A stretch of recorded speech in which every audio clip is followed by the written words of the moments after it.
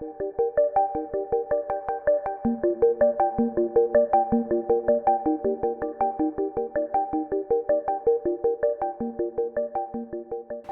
gang, commercial photographer Tony Roseland back in the studio today. Just going to freeform today a little bit and just kind of show you some of the tools we use in tabletop photography, probably more along the lines of beverage photography than anything. Starting with this stuff. This is just Tacky Putty. We use this all the time to hold stuff in place. We use it to mark the position of things as we have to move them around the set. If I have to take something off a set and put it back, we'll use Tacky Wax, or Tacky Putty, I mean, to kind of mark where things were. We'll use it to hold up jewelry and things on a set. We have a couple different brands. They all have different adhesion levels, so you kind of got to buy a few of them and keep them in your kit, and then you, depending on what it is you're shooting or how strong the hold you need it to be, will define which one you use. We also have wooden blocks that I don't have out here that we also use to mark stuff on set. We'll put wooden blocks on set on the edges of a plate when we pull a dummy plate out for a shoot and bring it back in with a hero plate. We can slide it right back into position without having to recompose the camera or mess up our composition at all. One of the next things, microfiber cloths. We have a bunch of these things. They're great. You can wipe products down with them and they don't leave any fibers behind, which a rag like this, a soft terry cloth, is more likely to do, or even paper towel. These things leave fibers behind. It'll drive you crazy in post, especially with the resolution of cameras these days. You'll go absolutely bonkers trying to get all of the dust off of and fibers off of a product. So microfiber cloths are great. We have old gloves, white gloves, cotton gloves from film days, and these are great. We wear these when we're handling products on set. Jewelry, glasses, things like that could show fingerprints. Again, the resolution of cameras these days being what it is, that stuff will show up, and sometimes it's impossible to get out in post. We have Tacky Wax. This is just, it's a wax, and you can peel it out of here and ball it up like a booger, and then you can use it to hold stuff in place. It's a little can like this will last you a long time. This is Orthodontic Wax. This is basically the same type of stuff with a little different adhesion level. This is also good for holding things in position on set. Let's see, if we're talking bottles here, this is a local brewery. There's a few ways to achieve the look that you want depending on the shoot that it is that you're doing. And usually this will be, you know, some sort of art direction will be involved here, and you just need to know how to get to that solution. One of the things you can do to make a bottle look frosty is canned air. If you turn it upside down, when you spray it onto something, you get a nice frost on products that way. So you can see it just frosts up, and it will stay like that long enough to get your shot, and then you can wipe it down and do it again. One of the other things that you can do if you want water droplets and stuff on a bottle is spray it with an atomizer, and typically we mix our solution in the atomizer 50-50 with water and glycerin. Glycerin, vegetable or animal glycerin, is basically a thicker, it's clear, but it's thick like a syrup almost, and it won't run usually, depending on how thick you apply it.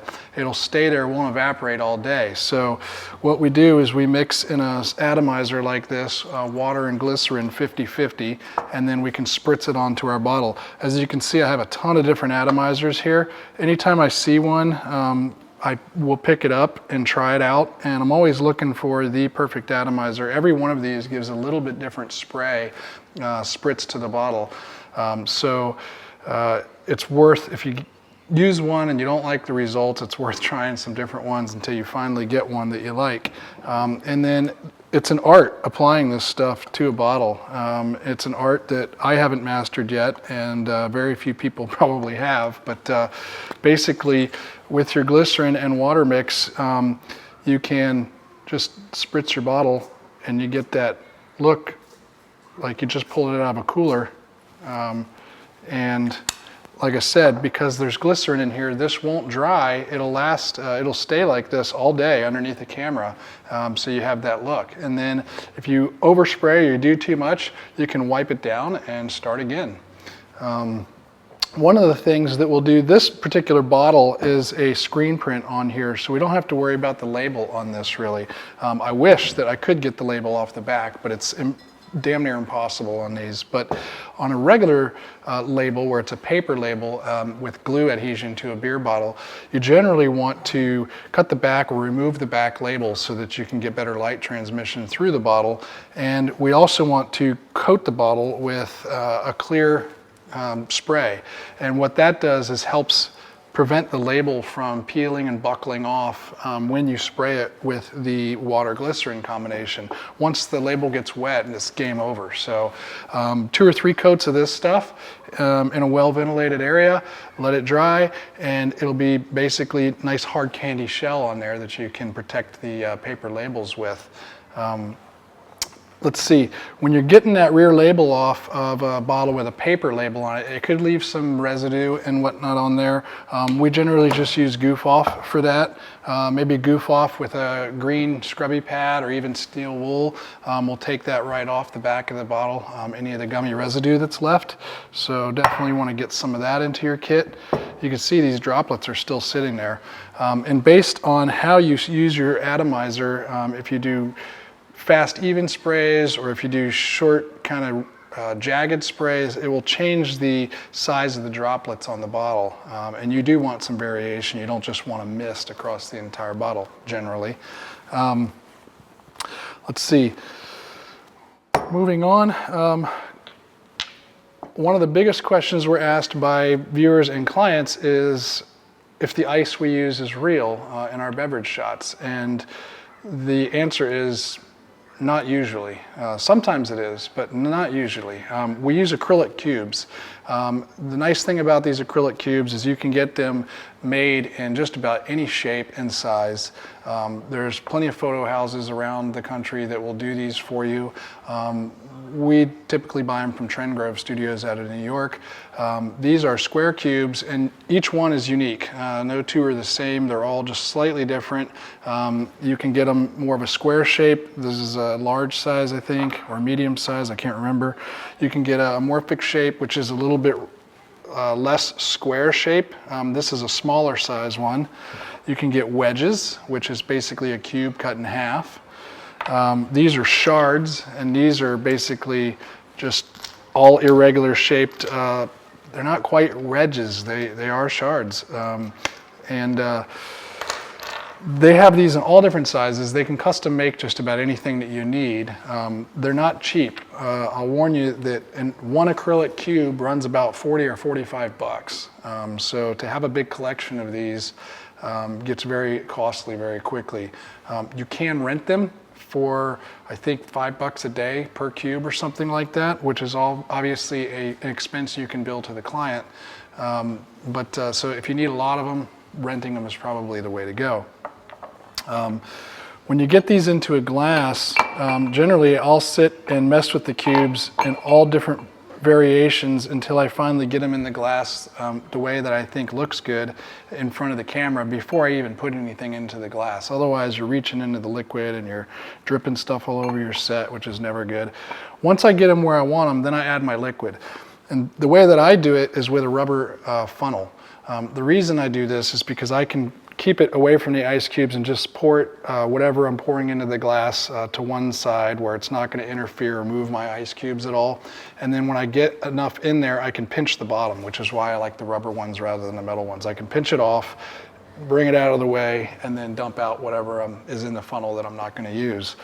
So one of these little rubber funnels is great for adding. Sometimes you need to add a little bit more liquid, and it's a great way to do that. So the way we can, one of the tricks we use, or another question actually I get all the time is, you're wasting all this liquor on liquor shots. Well, generally, yes, we use the real thing. A lot of times when I'm mocking up an image, or even if I'm shooting for portfolio purposes, I won't use the real thing. we'll use Kitchen Bouquet. And this stuff is just a browning seasoning sauce. You can get at any grocery store. And a little goes a long way. This stuff is good for making coffee, making bourbon or whiskey. You can use it for soda even with carbonated water. It's basically a brown colored liquid, and it doesn't take much. Let me see, let me put a little bit in here. I won't put it in with my cubes. There's some whiskey.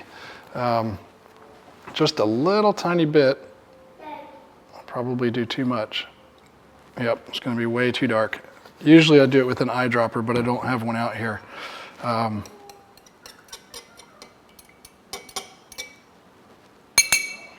There you go, whiskey. That looks pretty close. Generally I'll mix this in another glass until I get I can keep diluting it or adding more until I get the exact color that I want that matches whatever whiskey it is that I'm trying to emulate. And then once I get that look just right, I'll transfer it using that funnel. I'll pour it into my hero glass using the funnel rather than trying to mix it in the hero glass to start with. So that's just a little trick. You can obviously add more and make it look like coffee. You can have a lot of fun with this stuff. It's a good stuff to experiment with, and really if you want to work on beverage photography and you don't want to waste a bunch of liquor, then that's a good way to do it. Let's see, what else do we have here? Ice powder. On bottles, a lot of times we'll want to make it the illusion that we just pulled out of a cooler or a bucket of ice. So we want to have little ice pellets or pieces, chunks of ice on the bottle. The way that we do that is with ice powder. This is another product available. Most places you can buy the acrylic cubes. You can also buy ice powder. Again, this stuff is from Trend Grove Studios in New York. This, again, little goes a long way. This stuff, this jar is going to last me quite a long time. It takes very, very little of this stuff. The first time I used it, I put just a little tiny bit, like a spoonful, in this bowl and started mixing it with water. And it absorbs water, and it absorbs water, and it absorbs water, and it just keeps going. And before you know it, I had to transfer this to a bigger bowl. It kept absorbing water. Another bowl. By the time the day was over, I had like a salad bowl from a little tiny spoonful of this stuff that I used. It was absolutely ridiculous. So now I'm very careful about starting with just a couple of granules, adding water, mixing it, add some more water, mix it until you get the right consistency. And that takes some experimenting and some practice. The good thing about this stuff is it's fairly inexpensive. I think a bottle like this runs about 30 or 40 bucks. So for the price of one of these, you can buy a whole jar of this. Let me give you a demonstration here on how this stuff works.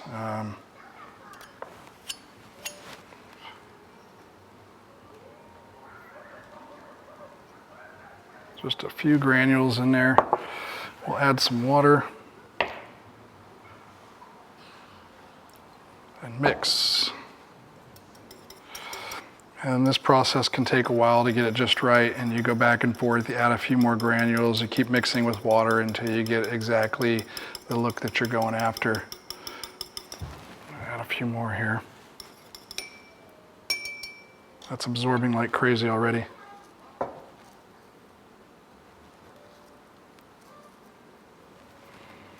Keep mixing this up. Anyway, this stuff is fantastic. They make ice chips. They make different size granules and things. I think it's ice chips, ice powder. I can't remember what they're all called, but you go to any of the photo supply houses that provide props for food photography and things, and you'll find this stuff there. So I'm mixing it. Right now it's a little bit more runny than a slushy or slurpy, but it's getting progressively thicker and thicker. And that's the key here, is not to keep adding granules, because this stuff will mix in. You just keep mixing it and it will keep mixing in, and it will eventually give you the ice powder that you're looking for. So just another minute and we should be there.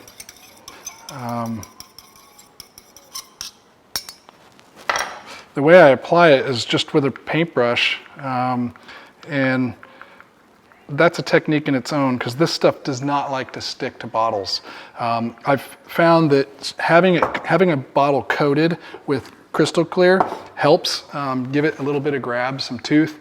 But I haven't coated this bottle, so it may not stick very well. I generally coat even the ones with a silk screen with the crystal clear just because of this. And you can see now it's starting to get pretty good consistency here.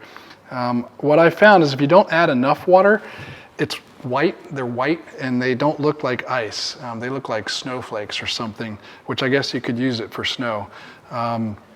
So if you have the right consistency or right formula between water and ice powder, then you get it clear and it actually looks like ice. So we're pretty close, probably close enough that I can show you what it looks like here.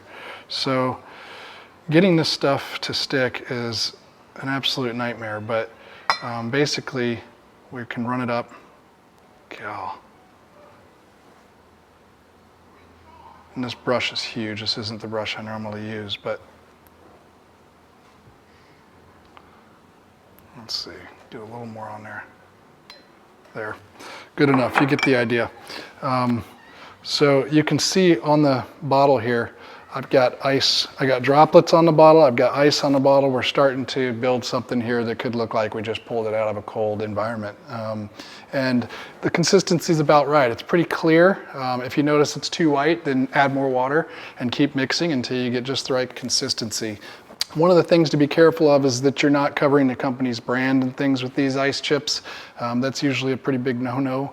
They want to see their brand and their logos, but running it down the sides is usually a pretty good idea because you see the edges of the bottle when you're looking at it in a two-dimensional photograph. So if you have a couple of pieces of ice down the sides of each bottle, that's usually all you need. Let's see, I think that's about it. Just wanted to kind of go over some of these things and share with you some of the tools that we use to create imagery. And hopefully you guys can pick some of this stuff up and try it for yourself and create some awesome imagery on your own. I look forward to seeing what you do with it. Hit me up with questions if you have any. Thanks a lot.